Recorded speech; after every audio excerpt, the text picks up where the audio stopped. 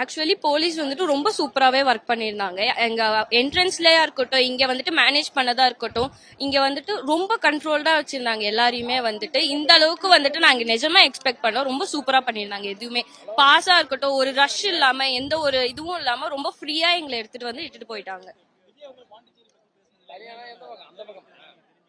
அவங்க வந்துட்டு ரொம்ப நேரம்லாம் பேசல. ஒரு மேபி ஒரு 5 to 10 மினிட்ஸ் பேசியிருப்பாங்க. அந்த 10 மினிட்ஸ்ல அவங்க சொன்னது வந்துட்டு எங்களுக்கு ரொம்ப பிடிச்ச பாயிண்ட்ஸ்னா ஒரு 3 பாயிண்ட்ஸ் தான்.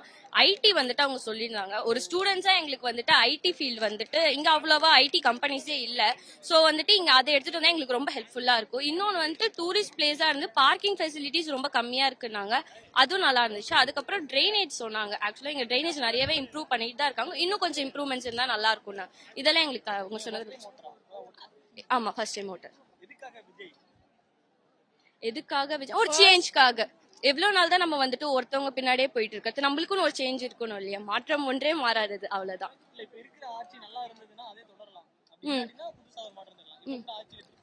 நல்லா இருக்குன்றதுக்கோசம் அவங்க பின்னாடியே நம்மளால இருக்க முடியாது இல்லையா? இப்ப இவங்க இவ்வளவு நல்லா பண்றாங்க, இவங்களை விட அவங்க நல்லா பண்ணலாம். வந்தாதான் தெரியும் அவங்க நல்லா பண்றாங்களா இல்லையான்ட்டு. சோ அவங்க வரட்டுமே, வந்துதான் பாப்போமே.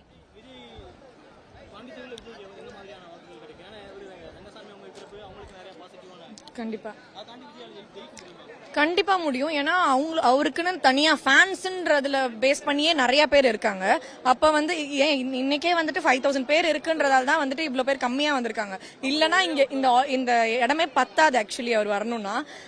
சோ வந்து அவர் பேசினதே ஒரு 15 மினிட்ஸ் தான் இருக்கும், மேக்ஸிமம் 15 மினிட்ஸ். ஆனா அதுல அவர் என்ன சொல்லணும்னு நினைச்சாரோ அது கரெக்டா வந்து சொல்லியிருக்காரு. என்னென்ன தேவையோ. பாண்டிச்சேரிக்கு ட்ரைனேஜ் ஃபெசிலிட்டிஸ் இல்ல அவ்வளவோ. லைக் நிறைய இடத்துல வந்துட்டு லைக் ட்ரைனேஜ் வந்து ஒழுங்கா இல்ல. அப்புறம் வந்து டூரிஸ்ட் ஸ்பாட்ஸ் இருக்க நிறைய டூரிஸ்ட் ஸ்பாட்ஸ் இருக்கனால டூரிஸ்ட் நிறைய வராங்க. சோ அவங்களுக்கு வந்து பார்க்கிங் ஃபெசிலிட்டிஸ் அவங்களாலயும் எங்களுக்கு இல்ல, அவங்களுக்குமே இருக்க மாட்டுது. நிறைய டிராபிக் வருது.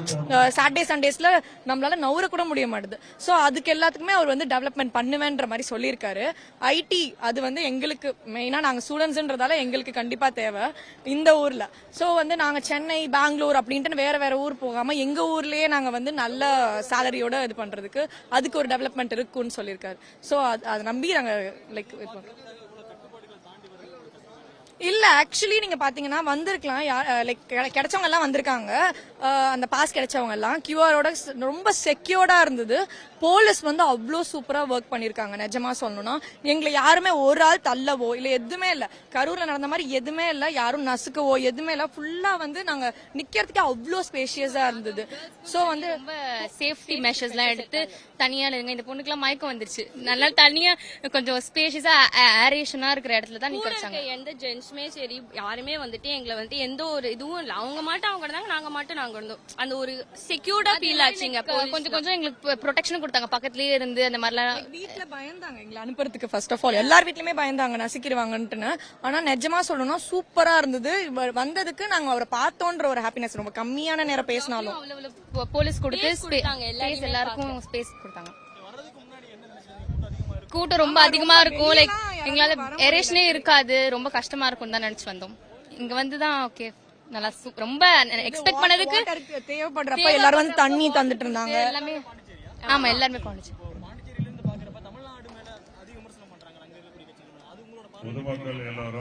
அங்க என்ன நடந்துச்சுன்னா அங்க இருக்கிறவங்களுக்கு தான் தெரியும். ஒருத்தவங்க ஒரு பெர்ஸ்பெக்டிவ்ல பாப்பாங்க.